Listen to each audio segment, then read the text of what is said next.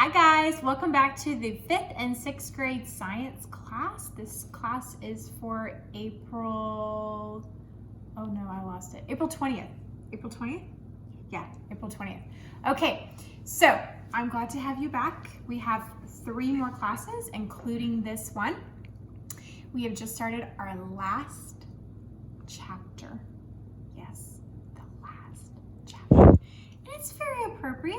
This last chapter is about the immune system. And with everything going on in our world, in our country, in our cities and towns and county, I think this is a really appropriate chapter to study, right? It's very relevant right now. And that doesn't always happen when you're doing your science textbook and following along.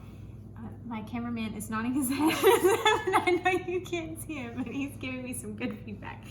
All right, so let's go ahead and get started on chapter 15. And we always start with our vocabulary words. So here they are. You can go ahead and pause the program and write these down, and then I will go over them with you.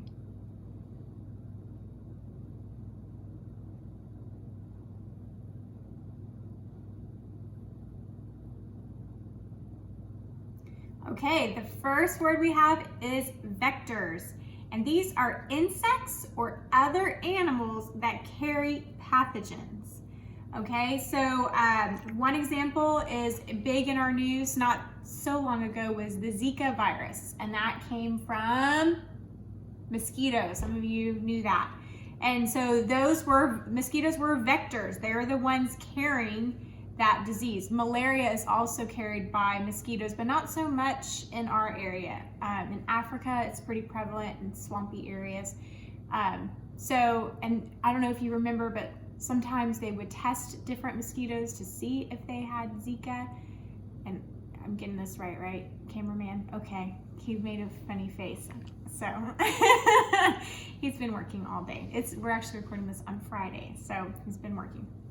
But okay, so mosquitoes were the vectors in that situation. They're insects or other animals that carry pathogens.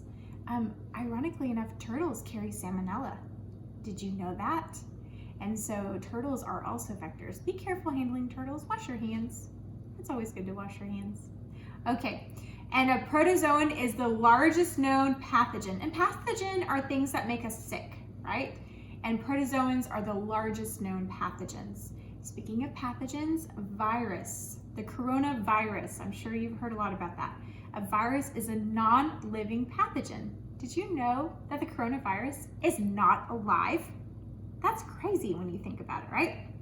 So since we're kind of talking about it, I'm gonna just show you a little picture, and the cameraman will come on down here. I'm just gonna draw you a little picture about what a virus does, okay? And I'm actually gonna draw the coronavirus, and it has these little nodules all over it. Maybe you've seen some pictures of it. And we learned about our cells this year, right? And on the outside of the cell, what do we have? It's not a cell wall, those are for plants. But on the outside of our cell, I'm gonna draw a little nucleus in here and a little vacuoles. Okay. Outside of our cell is a cell membrane. Well, the virus, any virus will come, and the coronavirus specifically comes in, and these little crowns, this is how it get its name. It's these little nodules on the ends. It comes in and it hijacks your cell. And these little knobs are like little keys that come in, and it goes into your cell. So now this little virus, it's actually a lot smaller. This is not a very good scale drawing. It goes inside here, and it goes in, and it convinces your cell to reproduce the virus. And so your cell, instead of making copies of its own DNA and replicating another cell, it starts making copies of the virus. It is not alive. It needs something to help it reproduce. Viruses cannot reproduce on their own. And so then your cell starts making a ton of copies of this virus. And so this virus is all over the place. Just so I need my little nodules, right? This virus is all over the place. And what ends up happening is there's so many of them that it destroys your cell. And so your cell kind of falls apart. And when it's falling apart, guess what gets released into the rest of your body? All of these little viruses. I'll give you little nodules all around them. They get released, and guess what they're gonna go do? They're gonna go find more cells. Oops, that's the wrong color. That's a virus color. They're gonna find more cells to hijack and get it to reproduce. And so the coronavirus, where it likes, the cells it likes to hijack are the cells that are in the lungs, specifically, I think it's the cilia. And so those are the ones that help to filter out any debris or anything like that. So they like to go and they hijack the cells in the lungs. And that's why people are having problems with, they have that dry cough that they talk about, or breathing problems. So that's what viruses do. And they are non-living because they can't reproduce, and they need a host cell in order to reproduce.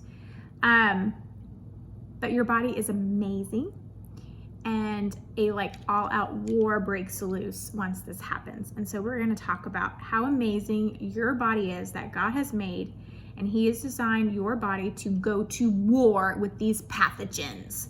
So and it's a really cool thing that happens. That's why there's so many people that recovered from coronavirus. There's some people, there's actually a woman at our church who had coronavirus, and she's doing so much better. And there's a family in our neighborhood that had coronavirus, and they are doing so much better. And so we've been paying attention to them and following them and their story, and their bodies waged an all-out war against the coronavirus and won. And that's what happens when you get the flu, or I'm gonna put this way, my little sketches. That's what happens when you get the flu, or that's what happens when you just get a cold virus. Any of those viruses, your body, and bacteria, if you get bacteria, maybe even an ear infection. I don't know if you've ever had an ear infection before. Usually ear infections are bacterial infections, and your body wages an all-out war against that infection. Antibiotics are very helpful if you have a bacterial infection. And so if you have something like an ear infection, or even if you have a cold and it starts to turn gunky and green and whatever, your doctor might give you some antibiotics. If it's a virus, antibiotics don't help at all. And so there have been times that I've taken my sick kids with fever to the doctor. We go in, he listens, he takes their temperature, he checks them out, and he says, okay, they just need rest, and you can give them ibuprofen and Tylenol, and it's not a bacterial infection, and they're gonna get better. And that's it. And I leave with nothing. And sometimes I feel a little frustrated, but then I also know I have a good doctor who's not gonna just give me an antibiotic, and it's not gonna really help or work, and they didn't really need it. So antibiotics don't help viral infections. But I got the flu 2 years ago, and it was not fun. If you've ever had the flu, it's not fun. And I went in and I got Tamiflu. And Tamiflu is an antiviral medication. And I took that, and oh my goodness. I mean, I took it, and within 4 hours, I felt so much better. And so it was really helpful when I took the antiviral medication for a flu, which is a virus. So, okay, just a little bit of story time. Immune system story time is what we just had. Okay, all right. So we're gonna start with an activity that's in your book. It's on page 370. There is no activity manual page for this, which I guess I'm not frustrated. Maybe I should have made my own page for it. Maybe I will in the future. I like pages. I like a place for you guys to write your information and data, but this one's kind of just a fun one. It's really fun in class, but we're not in class. And so I was like, how can I still make this fun and interesting for my students in a way, and like you need a lot of people for it, and you know, there's only 4 people in my family, and one of them is me, and one of them is my cameraman, and so I was like, how are we gonna do this? So I came up with something that I think you're gonna like. So let's go ahead and read this first paragraph together. If you need more time to get to page 370, go ahead and pause your program. Okay, let's get started. Of epidemic proportions, and we have something bigger than an epidemic in our country. I mean, in our world, we have a pandemic, which is even worse because it has spanned multiple countries versus an epidemic, which is just widespread. So you have epidemic and then you have pandemic. So here we go. Of epidemic proportions. Epidemics often catch people by surprise. Because pathogens are so small, a person can easily spread a disease without knowing it. In this activity, you will create an epidemic. When the epidemic is over, you will work as an epidemiologist and search for the source of the contaminant. Thank you. Contamination. Oh, reading upside down. Problem. Which cup contained the original chemical solution, the source of the contamination? Procedures. Note, this activity uses a chemical solution to create the epidemic. Use safety precautions and be careful not to spill any liquid. If any liquid splashes on your skin, stop and wash the skin thoroughly. Do not try to pour the liquid when exchanging solutions. Do not drink any of the liquid. Okay, I am not using the liquid that they suggested. I have found an alternative that is much safer and that I have used in the past with my students. What they recommend is a mixture of lye, and lye can really burn your skin. And so I just don't use that. I use something else, you'll see. Okay, number 1, get a cup of liquid, an eyedropper, and a note card from your teacher. Your cup may have distilled water, or it may have the contaminated solution. Keep the cup away from your face. Write your name at the top of your note card. Using the eyedropper, draw up 1 dropperful of liquid from your cup. When instructed, add 1 dropperful of your liquid to someone else's cup. On your note card, record the name of the person that you gave the liquid to. So the person you gave your liquid to. Repeat steps 2, 3 more times. So 4 people after exchanging liquid 4 times. So 4 times. Stop and wait for your teacher to add the red cabbage juice indicator solution. Observe the color of the red cabbage juice indicator before and after it is added to your liquid. If your solution is not contaminated, the color of the cabbage juice will remain the same. If your solution is contaminated, the color will change. If your solution is infected, circle your name at the top of your card. Use the note cards to make a chart that traces the spread of the infection. Okay, so I have an aunt that's an epidemiologist, and this is actually what she does, and she works for the government, and she's actually in Washington, D.C., and she's very, very busy checking all this. And this is actually something that they did when the coronavirus first came over, COVID-19 first came over, and we only had just a few cases in the United States. They would do something called contact tracing, and they still kind of do that, but now the numbers are so widespread, it's difficult for them to do that. And they basically said, okay, you have COVID-19. Who have you been in contact with? Who have you been around? And then they would go and talk to those people, and then they would talk to those people. And so that's kind of what we're doing. We're gonna have a infected person, and we don't know who that infected person is.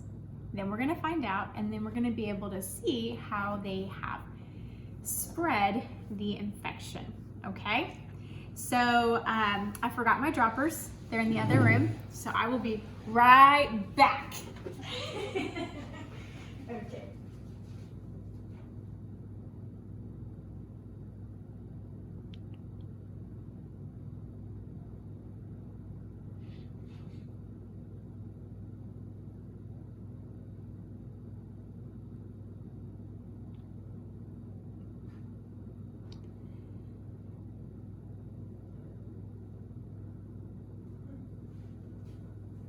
How long was I gone?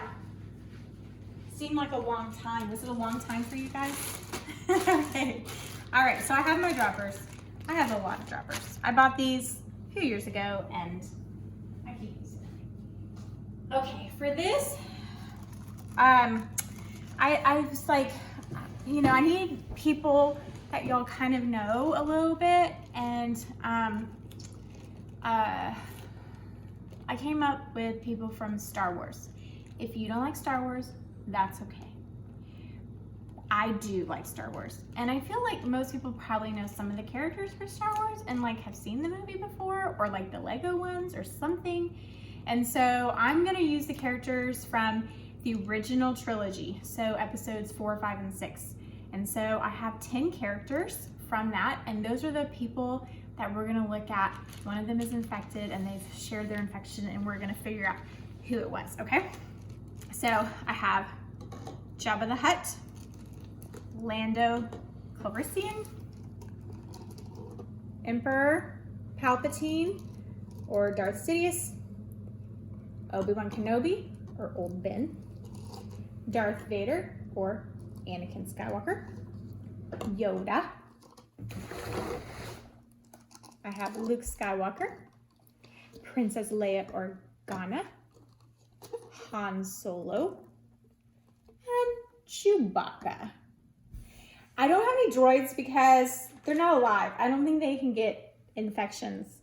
And we're gonna assume that this infection goes cross species, right? Because technically they're all different species because, you know, it's Star Wars. So, okay, to give them their fluid that they're going to exchange, which I know sounds gross, but if you sneeze, even if you talk, like a lot of people are very expressive when they talk, and they can, you know, your fluid can go in the air from talking, coughing, sneezing. Sometimes some people just rub their nose and then they touch something else. So there's a lot of ways that you can spread fluid. So these people are going to share fluid, okay? And we're just going to assume that they talk a lot. Now, I will say that there's some kissing involved and the fight scenes. I mean, if you're fighting with someone, you're like, ugh, ugh. And so I'm sure fluid's like going everywhere, right? I don't know, maybe. Okay, all right, so let's go ahead and give them their fluid. They are going to have water. All of them are going to start with water.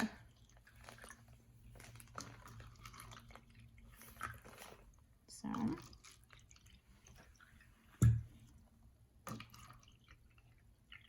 my table's going to get a little wet. It'll be okay. I might need to get, oh, that one got too much. We can even it out if we need to.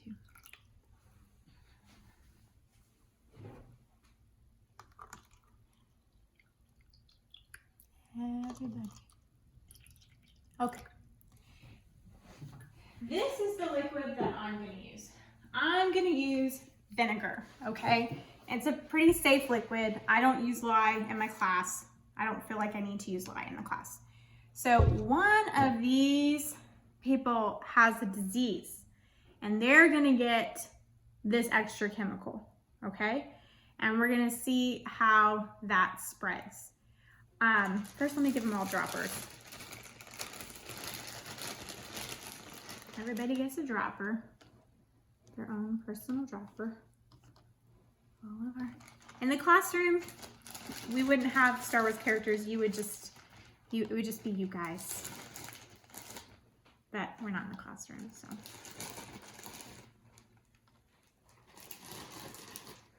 And then I have cards as well. Where did I put the cards? Did I have them around here? Because everybody's supposed to have a card, right?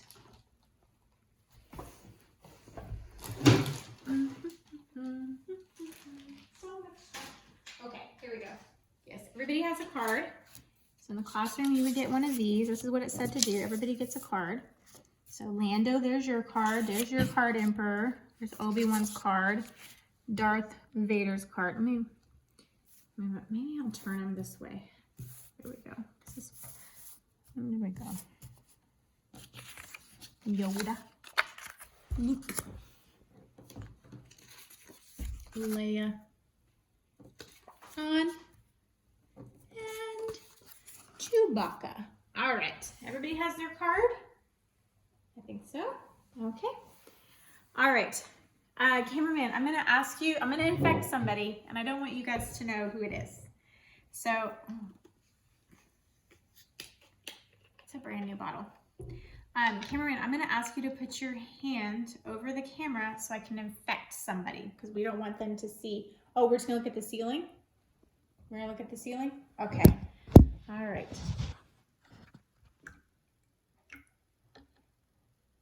Somebody just got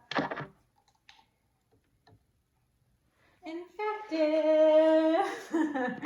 All right, here we go. You guys ready? I'm ready. Somebody just got infected. We don't know who it was. We will find out.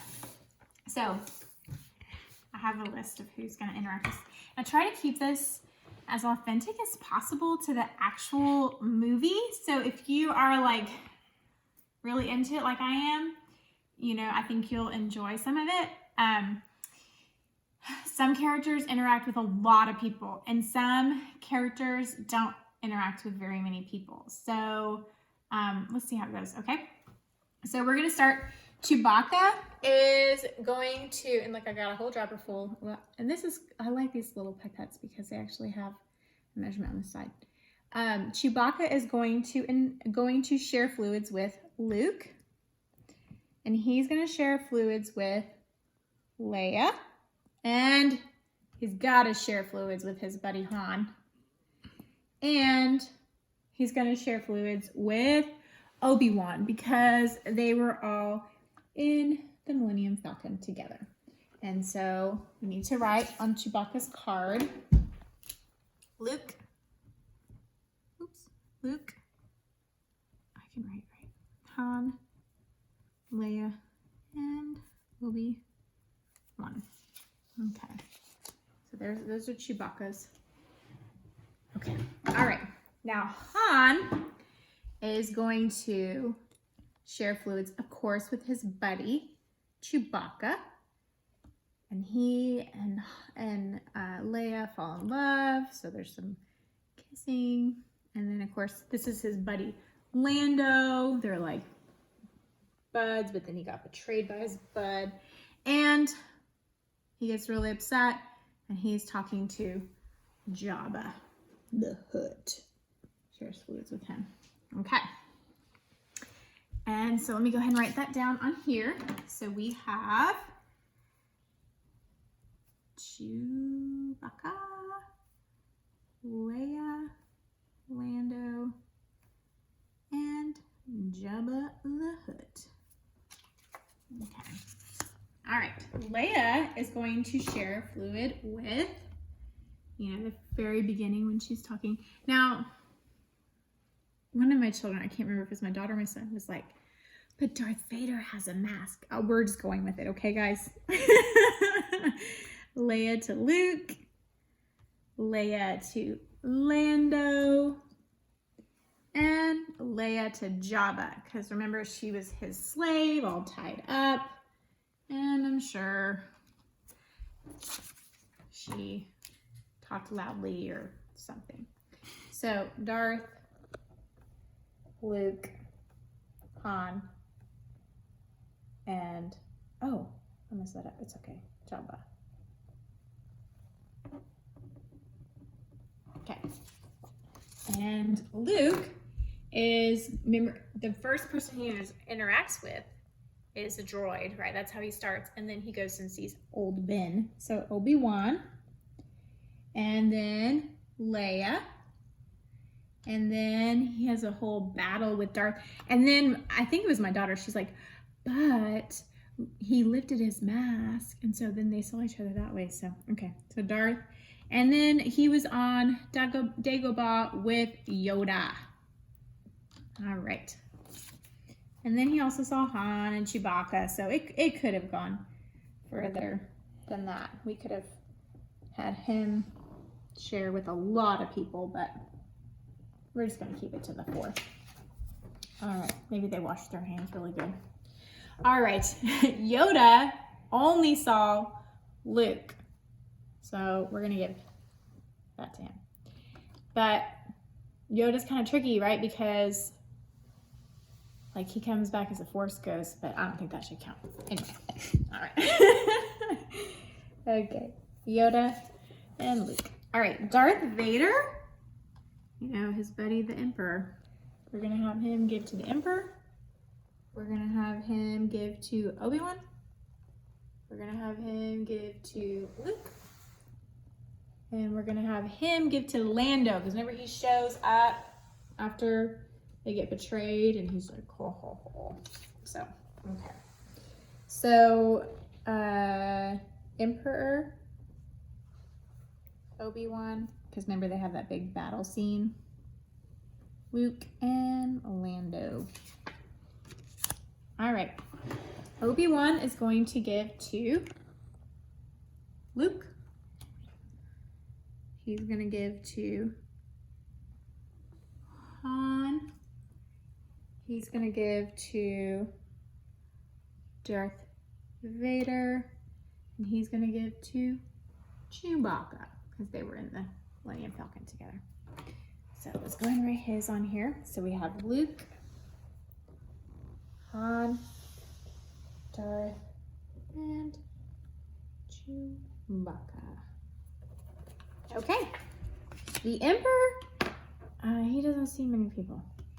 So we're gonna have him give to Darth Vader, and we're gonna have him give to Luke. Okay.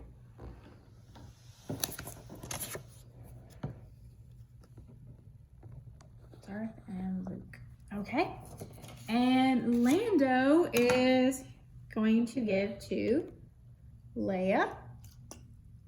He's going to give to Han Solo. And he's going to give to Chewbacca. And he's going to give to Jabba, because I think there was some dealings. Lando. So disappointing. After everything you and Han have been together. You acted like a buddy. But then he does right at the end, so I guess I shouldn't be too mad at him. Okay. Jabba is going to give to Lando. Remember, I think there were secret feelings. And Leia. And Han. And Luke. Okay. I thought about putting his little pet in there, but his pet's so creepy.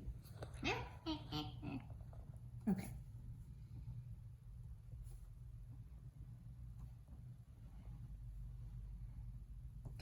All right, so now we have listed all of our people and everybody that they gave fluid to, okay? So we have all the cards on there. And now we're going to use our cabbage juice to see, okay, it says, observe the color, this is number 4, observe the color of the red cabbage juice indicator before and after it is added to your liquid. If your solution is not contaminated, the color of the cabbage juice will remain the same. If your solution is contaminated, the color will change. So I'm gonna get the cabbage juice. I made this today. It was kind of funny because my husband was like, it kind of makes me hungry. It made him want sausage. So I don't know, my kids hate the way it makes the house smell. So, okay. Here we go. Oh. Okay. All right. So the cabbage juice is kind of this bluish, purpley color. Y'all see that? See that? See that right there? Okay. So I'm going to do a squirtful in each one, and we're going to see if we have color change. Maybe I'll do 2, just so you can really see.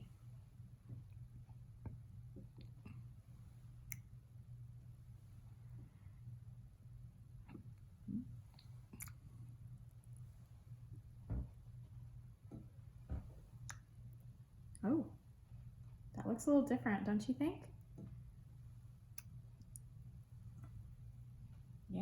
That looks different than the other one.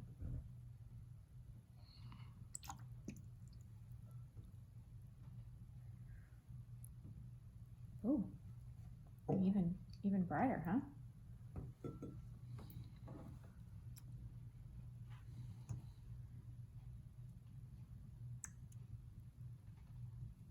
Wow, this is kind of cool.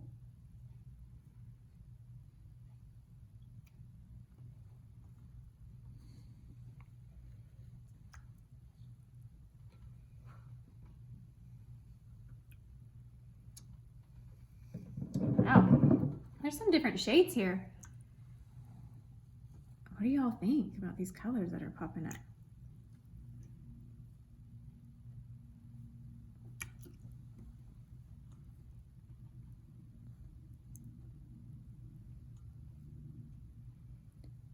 Okay, so now we're gonna have some questions here. Can I know you can see their faces, right? Can you see the color too pretty good in there? All right, so looking back across all the different colors that we see here, what are we noticing? Are we noticing anything? Okay, so these two to me look like the original, right? And then these three here at the end also look like the original. The brightest change, I think, would be here. I think Luke Skywalker was patient 0. I think he's the one who was the original infected person. And then who did he share with? He shared with Obi-Wan, Leia, it's on his card, Darth Vader, and he shared with Yoda. And so you can definitely see that.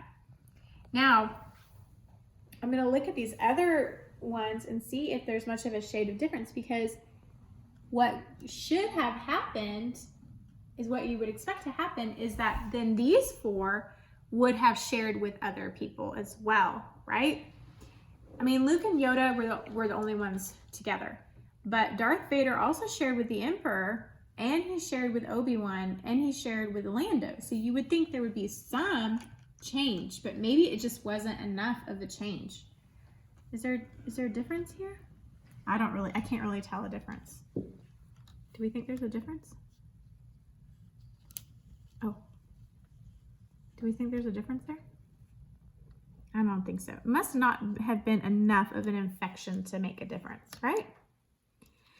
Okay. All right, so maybe those are just secondarily infected individuals. So what do we see? It's kind of cool, right? The different characters, they went and infected each other. And so these people are all down for the count, and they're not going to appear in any more episodes because they're home quarantined, right? Okay, so let's see. Conclusion. What is the ratio of infected to uninfected people? We're going to say these other ones that didn't have much of a color change, we're going to say that they're uninfected. So the ratio, we have 5 infected to 5 uninfected. So half of the people are infected. So what is that? 1 to 1? Would that be right? 1 to 1? Ratio of infected to uninfected? Can you determine who had the original contaminated solution? And I think for us, the answer is yes, we can definitely tell, because the idea is they had more of the solution because you only gave a dropper full to the other people, right? So it's a pretty cool little experiment to see how infections can spread. That's why it's important to wash your hands.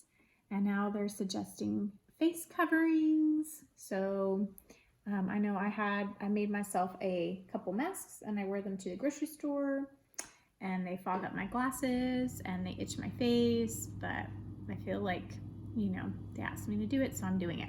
Anyway, all right, so that is our epidemic proportions. And it's really fun in the classroom, but this is pretty fun too, I think. I think this is kind of a fun little activity for us to be able to do. So I'm gonna grab the pitcher and clean this all up real quick. I'm just gonna dump and go. And I have all this cool cabbage juice, so maybe I'll do something fun with my kids. It's always fun to play with cabbage juice and see the color changes. All right.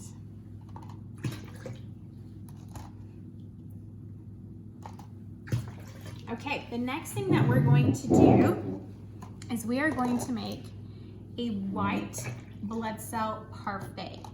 So if you need to go and get some of the fruit that I suggested to your parents in an email, feel free to go ahead and get that so that we can make our white blood cell parfait.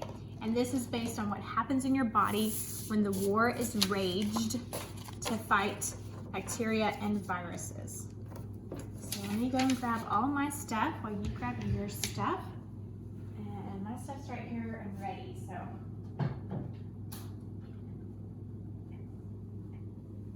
All right. And then we're gonna go ahead and turn to page 374. So go ahead and turn to page 374. Pause the program if you need more time.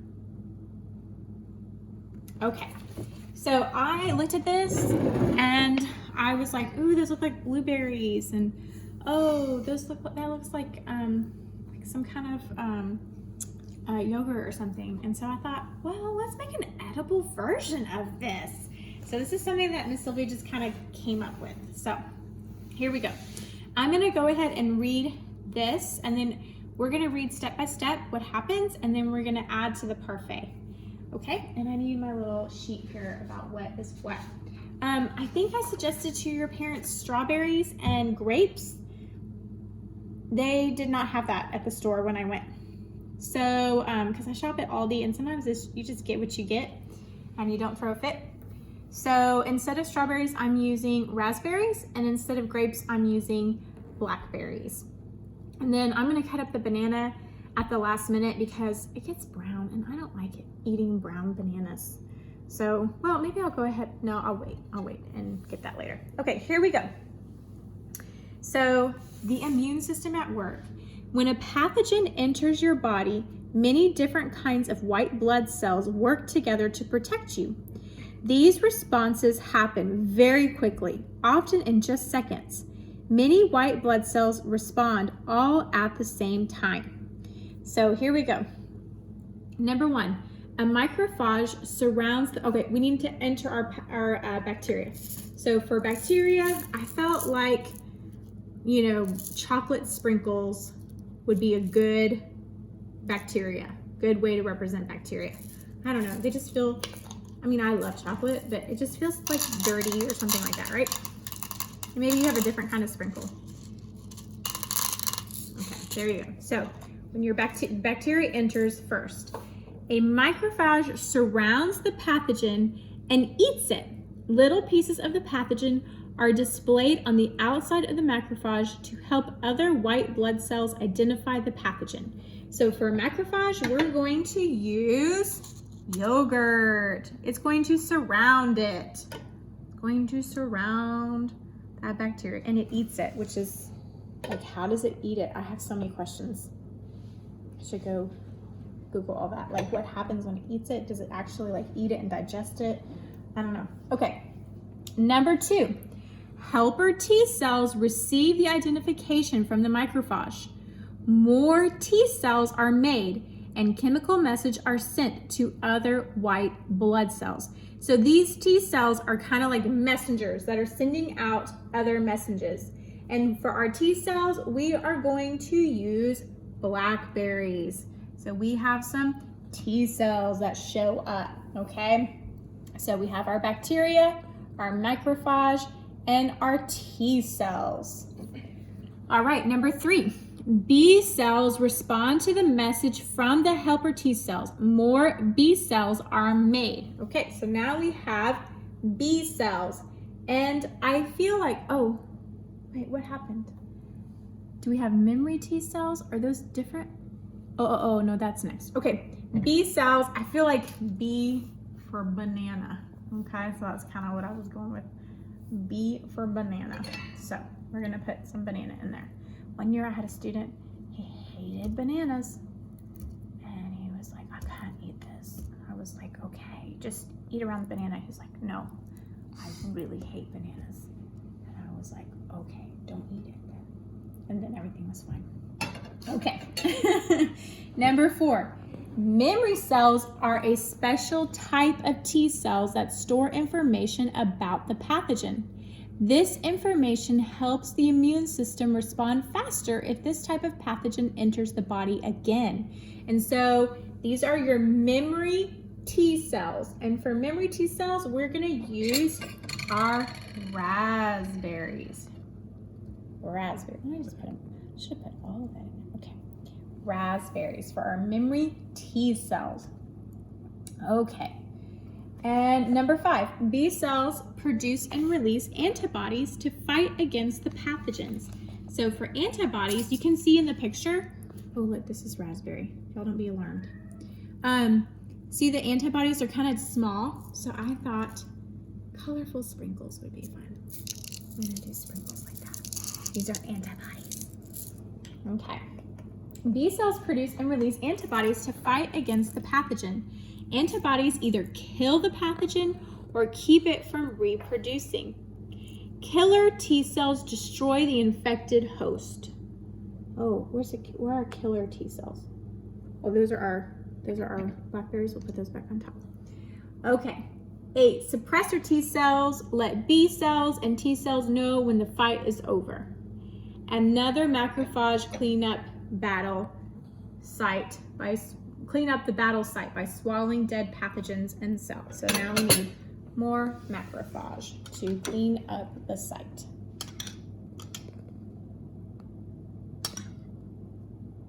And there is our white blood cell parfait. Delicious. Okay, so what I'm going to ask you to do is get a sheet of paper out. You can use the paper that's in the back that you use for your vocabulary in your glossary. And I want you to draw a picture of your parfait. I have a pen. So draw a picture of your parfait like this. And the first thing that we had was black sprinkles, right? Which was our bacteria. And this happens with any pathogen. It can be a virus as well. Okay, and then we had our yogurt, which was our macrophage. Macrophage? Macrophage. Macrophage is a fun word, right? Macrophage. And then we had our T cells, which I used raspberries, but you may have had apple or something, some other kind of fruit, or you could have had, oh, were those raspberries or blackberries? Blackberries, I'm sorry. Blackberries were our T cells. Okay, and then we had our memory T cells, which was my raspberries. And after that, we had our B cells, which, those are bananas. Sorry, they're not very round.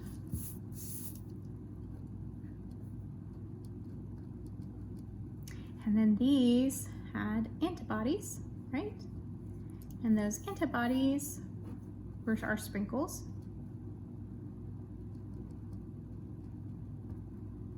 This is like the memory, it's remembering, so later you can attack it. And then the macrophage came and cleaned up the battle site. It's always nice to have someone come and clean up, right? All right, and that is, let's put a title on there. If you have lines on your page, it's no big deal. This is just what I have here. And this is our white blood cell parfait.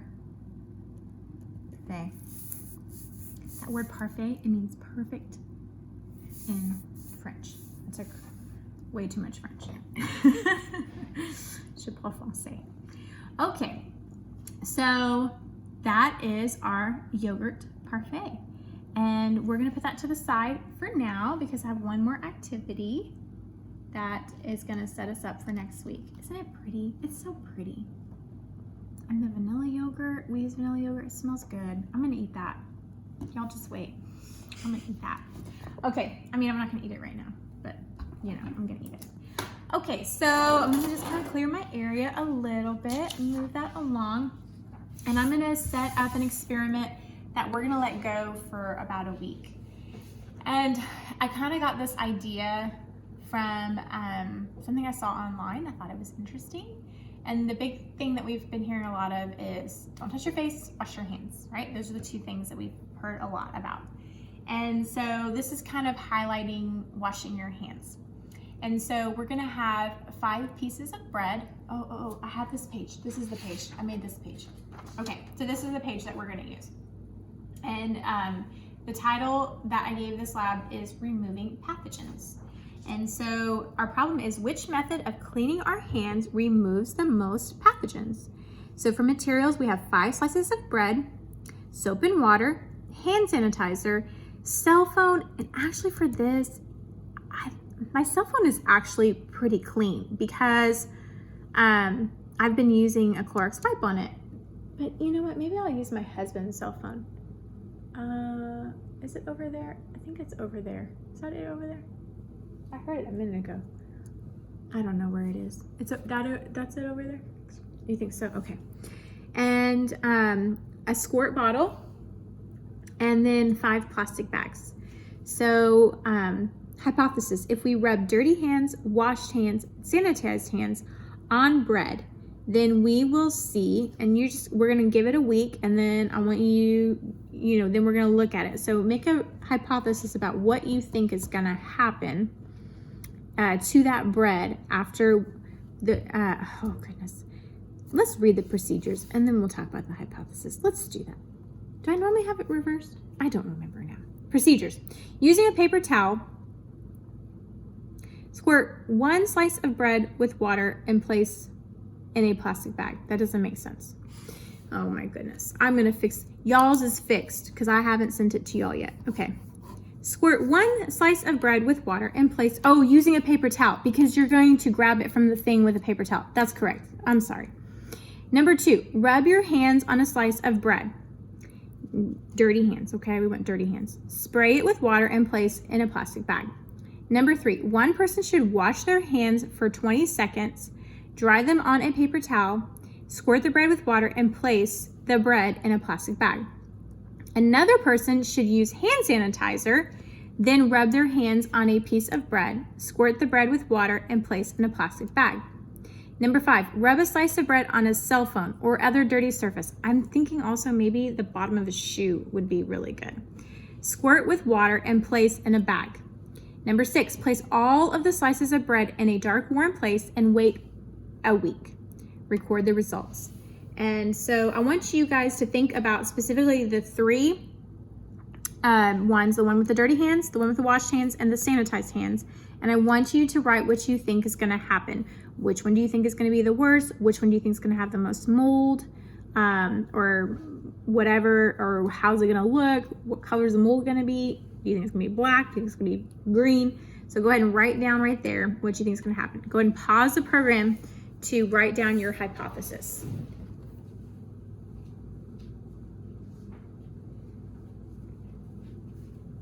Okay, so I have the different slices, I have the different slices of bread here. So I'm gonna lay them out. Now, if you notice, I said to squirt them with water.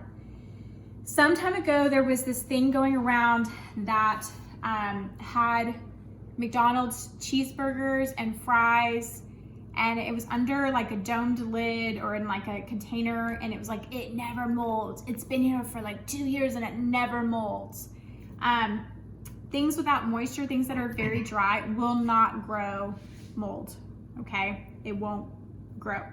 And McDonald's uses a lot of sodium salt in their food, And so that really dries out all the food as well. So if you take, you know, a McDonald's cheeseburger and some fries and you close up and put them in a closed container with no moisture, and it has a lot of salt, it's gonna preserve it and it's gonna keep it from molding.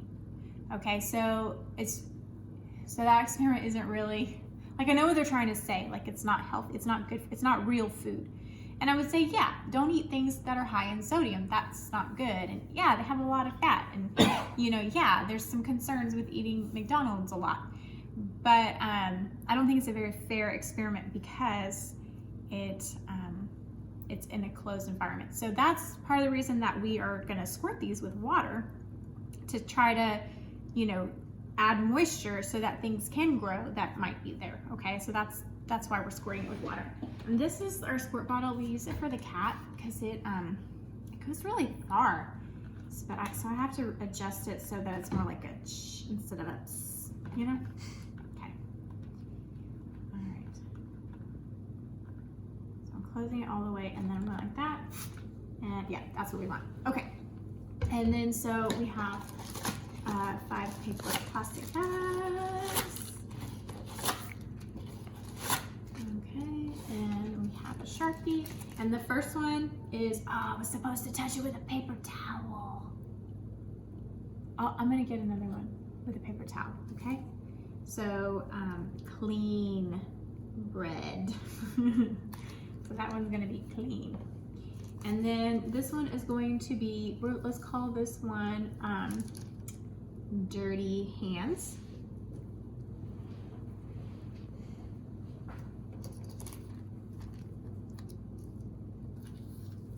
This one is going to be soap and water hands. Right, that's what's touched this one. And this one is going to be hand sanitizer. And this last one is going to be, I think I'm going to use my husband's cell phone. I think that's it.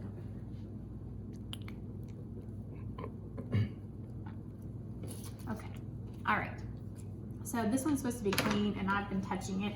So let me put this one away and let me grab a bag.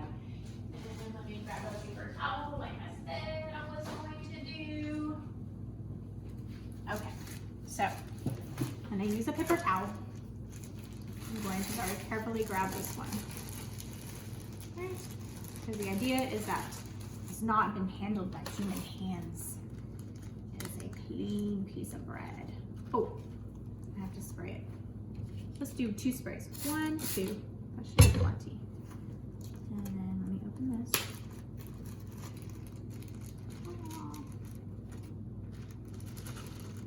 Okay. That's our clean bread.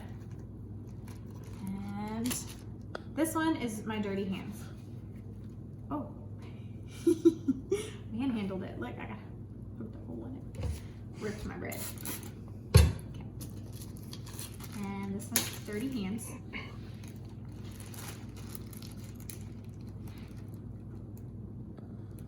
Okay. And now I'm gonna go wash my hands with soap and water. Our cameraman's gonna follow me as I wash my hands with soap and water. Come with me.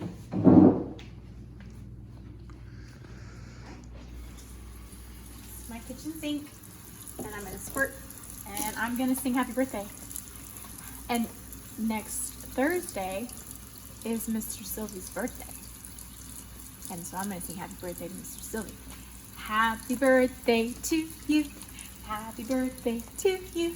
Happy birthday, dear Mr. Sylvie. And I'm getting all my like knuckles inside. Happy birthday to you. And many more. And it says to dry my hands with a paper towel because we have dishcloths and maybe they're dirty. I try to keep them clean. So I'm gonna come over here. I'm gonna get my dishcloth. I mean my paper towel, and I'm gonna dry my hands. Oh, get down. Get down, bad kitty. Shh. she's like, you have bread out on the, okay. And now I'm going to rub my hands on the bread. I'm gonna put it in here. Okay. Now, Mr. Sylvia's here, and I'm gonna have him use hand sanitizer. Let me see, I'm gonna take this, and he's gonna use hand sanitizer to sanitize his hands. Y'all can see my kitty, right? There she is. She's really bad. And then I'm gonna have him rub his hands on the bread. And then he's gonna put it inside this bag.